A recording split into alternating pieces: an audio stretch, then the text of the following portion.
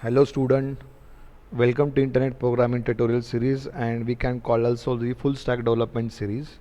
So today we discuss the new topic, the new chapter, that name is the React, that is the React Fundamentals. Okay, so inside the syllabus, that is the syllabus, the first part is nothing as was the topic is nothing as what the installation. So after installation, that the libraries, the file folder structures, components, and then everything we can discuss. But before that, we discuss about the installation. So what are the environment we have to use for the React practicals on React fundamentals? uh, if you want to make the practice that React all the codes and regarding to UI design, then forms and events, animations. So before we have to know that which are the environment we are used for this. Okay, then we discuss that which are the libraries we have to use, then what is the file folder structure, and then everything we can discuss one by one. But first of all, which are the environment and why we use the environment, this one use for the React on there. Okay, so we come to their presentation. After that we discuss one by one. We come to here presentation here, and first React, what are the React we discuss later, but what are the fundamentals are there, that is the first is nothing as Node.js, and second is the npm, and then we discuss about the how to install, then the React installs over the Node.js. Okay, and what is the DOM and what is the component, we discuss one by one. If you know those fundamentals na, then and then we can do the practicals on the basis of that the full stack development. Okay, तो अगर आपको ये fundamental मालूम है तभी आप उसके ऊपर प्रैक्टिकल्स कर सकते हैं, एप्लीकेशंस बना सकते हैं. ओके, तो सबसे पहले हम जाते हैं नोड जेएस क्या है, उसकी पहले हिस्ट्री देखते हैं कि नोड जेएस है क्या एक्चुअली. ओके, फिर npm क्या है. ओके, तो नोड जेएस बेसिकली उन्होंने क्या बोला था कि 1995 में हमारा जावास्क्रिप्ट बना था, और जो कि वो वेब ब्राउज़र पे चलता था through the JavaScript engine and interpreter के थ्रू. ओके, तो अभी जावास्क्रिप्ट इंजन क्या है, अब सबको क्वेश्चंस होगा कि जावास्क्रिप्ट इंजन क्या है. कि नॉर्मली क्या होता है कि जब भी हम कोई मशीन पे कोड बनाते हैं, ओके, जावा का बनाए, सी का बनाए, कोई भी बनाए, तो हम उसे कन्वर्ट करते हैं मशीन लैंग्वेज में, और वो लैंग्वेज हमारे मशीन को समझता है, अंडरस्टैंड करता है, तभी मशीन उसका रिस्पॉन्स जनरेट करती है.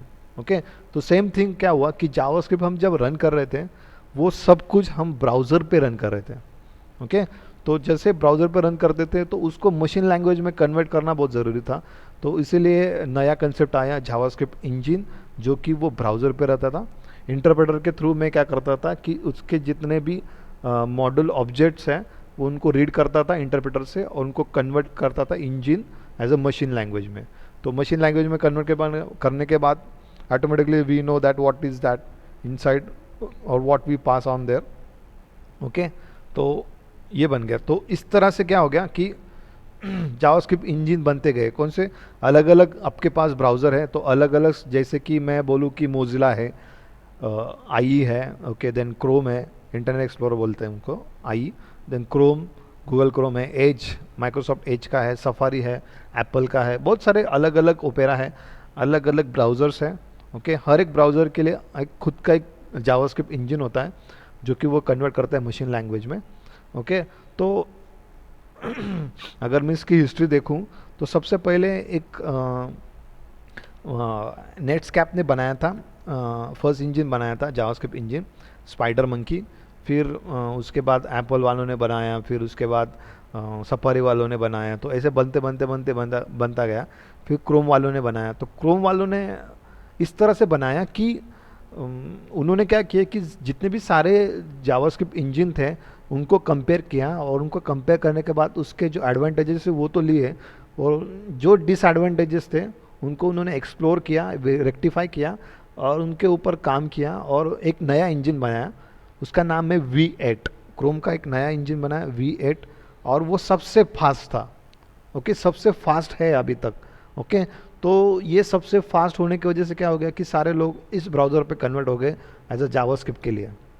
तो अल्टीमेटली सारे ब्राउज़र्स अगर स्लो है और अगर क्रोम ज़्यादा फास्ट है एज अ जावास्क्रिप्ट के लिए, तो वो हमेशा हम क्रोम के फीचर्स के थ्रू ही जाएंगे। ओके, तो उसके बाद जितने भी कम्युनिटीज़ आई, जैसे कि जावास्क्रिप्ट को एक कम्युनिटी को ज्वाइन कर लिया, जैसे ESM मैंने ऑलरेडी बढ़ाया, यूरोपियन जो भी कुछ कम्युनिटी थी उन्होंने कम्युनिटी ज्वाइन कर लिया। फिर उसके बाद एक नए ES5 ES6 up to ES9 तक नए फीचर्स आए, नए फंक्शंस आए, नए इवेंट्स आए, नए क्लासेस ऑब्जेक्ट्स आए वहाँ पे।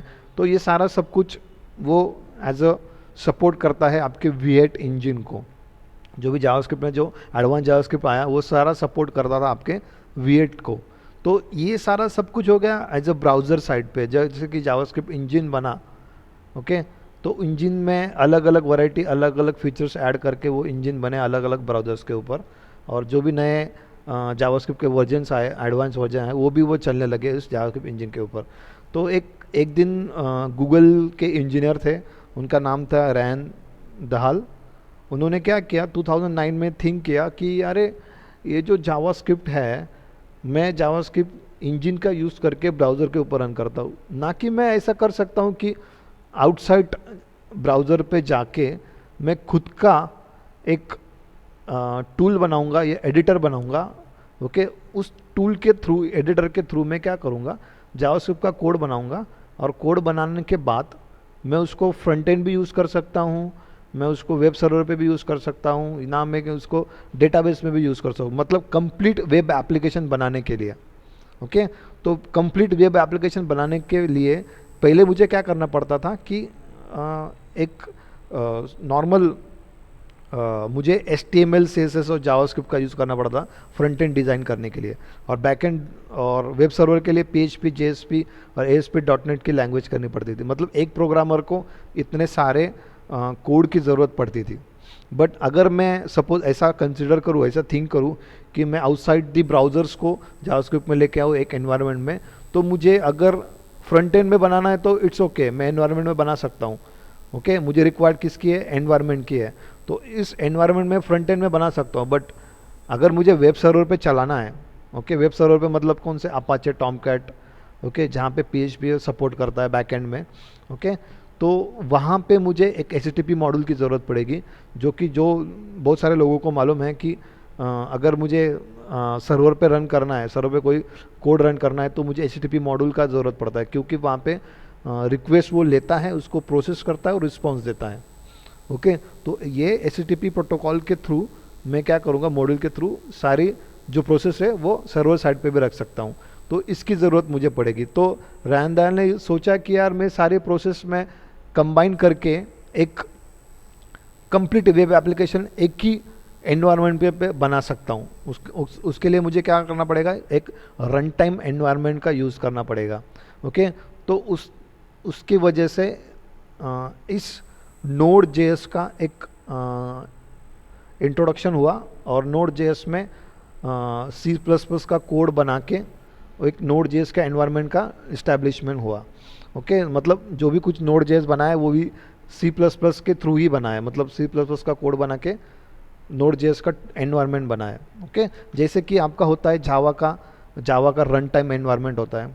ओके, ये फ्रेमवर्क नहीं है। Node.js क्या है, ये फ्रेमवर्क नहीं है, ये जस्ट एक एनवायरनमेंट है। फ्रेमवर्क कौन से होते हैं, जैसे कि पाइथन में होता है डैंजो, जो आपको मालूम है। ओके, एक डैंजो फ्रेमवर्क हो गया। फिर उसके बाद आपका जावा का है, जावा में आपका स्प्रिंग है, स्ट्रट है, हाइपरनेट है। ओके, ये एक फ्रेमवर्क बन गए। तो ये फ्रेमवर्क नहीं है, ये जस्ट एक रन टाइम एनवायरनमेंट है। जैसे जावा का रन टाइम एनवायरनमेंट होता है, जावा में आप प्रैक्टिकल करते हैं, रन टाइम एनवायरनमेंट होता है, रन टाइम ही उसको सॉल्यूशन मिल जाता है। तो वैसे ही ये Node.js का एक एनवायरनमेंट है। जैसे कि नोड, जितने भी जावास्क्रिप्ट के मैं एप्लीकेशन बनाऊंगा ये Node.js पे रन होंगे, कंपाइल होंगे, और उसका कंसोल पे आउटपुट दिख सकता है, उसके ऊपर भी आउटपुट दिख सकता है। ओके, तो उसके बाद इंट्रोड्यूस हुआ कौन सा आपका यहाँ पे NPM। NPM क्या है, NPM नथिंग एज व्हाट, मैं बोल सकता हूँ NPM is nothing as node packet is a package manager. Okay, तो यहाँ पे क्या हो रहा है कि node package manager is nothing as what, the similar whatever the you use Android smartphone. Android smartphone में क्या होता है कि एक पैकेज मैनेजर होता है, वो पैकेज जितने भी आप नए सॉफ्टवेयर इंस्टॉल करोगे आपके एंड्रॉयड में, अल्टीमेटली क्या होता है वो पैकेज मैनेजर उसकी इंस्टॉलेशन फाइल फोल्डर्स वो बना के आपके फाइल मैनेजर में डाल देता है। ये सब ऑटोमेटेड प्रोसेस होता है। ओके, आपको कुछ ज़रूरत नहीं पड़ती करने की, तो ये सारा पैकेज मैनेजर करके रखता है। पैकेज मैनेजर ये सब कुछ करके देता है ऑटोमेटिकली। नया कोई अपग्रेडेशन आता है उसमें, उस टूल में, उस सॉफ्टवेयर में, उस ऐप में, तो वो क्या करता है, वो अल्टीमेटली वो जैसे आप अपडेट करोगे, अपग्रेड करोगे, तो वो फाइल्स फोल्डर में जाके उस फाइल को अपग्रेड कर देगा। ओके, तो इस तरह से ये पैकेज मैनेजर करता है। तो सेम थिंग अगर आप नोड जेएस एनवायरनमेंट यूज़ करते हैं, टूल यूज़ करते हैं, तो उसके बीच में आप जो भी पैकेज डालोगे वो पैकेज मैनेजर क्या करेगा, एनपीएम पैकेज मैनेजर क्या करेगा, उसके हियरार्चिकल जितने भी डिपेंडेंसीज है वो अकॉर्डिंग टू उसको सेट कर देगा। जैसे कि इस एनपीएम के थ्रू मैं क्या कर सकता हूँ, अलग अलग मॉड्यूल्स बना सकता हूँ, उस मॉड्यूल के बीच में अलग अलग डिपेंडेंसीज होती हैं। ओके, फिर उसके कंपोनेंट्स में ऐड कर सकता हूँ। तो कंपोनेंट्स डिपेंडेंसी लाइब्रेरीज क्या है वो बाद में बताऊंगा मैं, फाइल फोल्डर स्ट्रक्चर जब आएगा पार्ट उसमें मैं बताऊंगा। बस इतना ही ख्याल आपको ध्यान में रखना है कि npm is a package manager for node JavaScript platform. जो भी मैं नए नए पैकेज बनाऊंगा, नए नए एप्लीकेशंस बनाऊंगा, ओके, तो बनाने के लिए मुझे इस पैकेज मैनेजर की ज़रूरत पड़ेगी। ओके, तो एक सपोज मेरा एक एप्लीकेशन बन गया, कोई वेबसाइट का एप्लीकेशन है, ओके, जैसे लाइक जोमेटो है, स्विगी है, ओके, तो उनका एक मेरा पैकेज, मेरा खुद का एक पैकेज है, उसके बीच में बहुत सारे डिफरेंट लाइब्रेरीज है, बहुत सारे डिफरेंट कंपोनेंट्स है, तो मैंने एक सेव करके रखे वो पैकेज में, एक मैनेजर में, एक पैकेज में मैंने सारे सेव करके रखे हैं। ओके, तो ये npm जो होता है ये बाय डिफ़ॉल्ट जब नोड इंस्टॉल करते हैं तो उसके साथ ही मिलता है हमें पैकेज मैनेजर बाय डिफ़ॉल्ट। वैसे बहुत सारे हैं पैकेज मैनेजर, यान है, ओके, और बहुत सारे हैं, जैसे कि चॉकलेट भी है आई थिंक, ओके, तो ऐसे नाम है इसके, यान और YARN, और चॉकलेट एक अलग है, एक पैकेज मैनेजर वो भी है।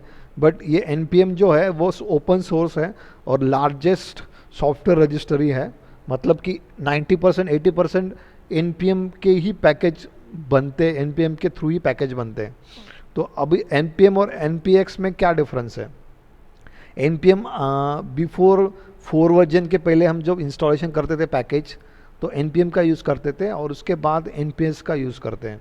ओके, और उसके बाद और मैं बोल सकता हूँ कि ये जो पैकेज है npm के पैकेज में इजीली ओके शेयर कर सकता हूँ और बोरो भी कर सकता हूँ। जैसे कि कोई नया एप्लीकेशन है, उसके पैकेज, उसके कंपोनेंट्स कौन से उसने कौन से लाइब्रेरीज यूज़ की थी, वो सारे मैं मेरे यहाँ पे बोरो भी कर सकता हूँ, और मेरे जो पैकेज हैं वो वर्जन वाइज मैं दूसरों को भी शेयर कर सकता हूँ। तो ये वाला पार्ट इसमें आता है। तो ये बेसिक थिंग्स है कि Node.js क्या है, कैसे आया, क्यों आया, ओके, और फिर npm क्या है। तो npm एक नोड का ही एक पैकेज मैनेजर है, जो कि वो जितने भी नोड में आप पैकेज डालने वाले हैं वो उसको वो ऑटोमेटिकली मैनेज कर देगा उस नोड में। ओके, तो this is about only the npm and Node.js। okay, then we discuss about that how to install the Node.js and npm on your machine। जैसे कि लिनक्स है, विंडोज़ है, कौन सी भी मशीन है आपके पास, हमें उसे वहाँ पे इसको इंस्टॉल करना है। ओके, तो उसके बाद फिर रिएक्ट वहाँ पे कैसे इंस्टॉल होगा, पहले रिएक्ट क्या है, फिर रिएक्ट कैसे इंस्टॉल होगा वो देखना है। फिर उसके बाद what is a DOM and what is a component. फिर उसके बाद हम 1 बाय 1 उसके बाद प्रैक्टिकल्स करेंगे सारे, जिन्होंने सिलेबस में दिए है, स्टेट प्रोब्स जो भी कुछ है यहाँ पे देख रहे हैं, स्टेट प्रोब्स, देन कंपोनेंट्स कैसे बनते हैं, फिर रिएक्ट राउटर क्या होते हैं, फिर सिंगल पेज एप्लीकेशन कैसे बनेगा, वो सारी चीज़ें हम देखेंगे यहाँ पे। ओके, तो फिलहाल इतना ही है आज के दिन। So thank you so much.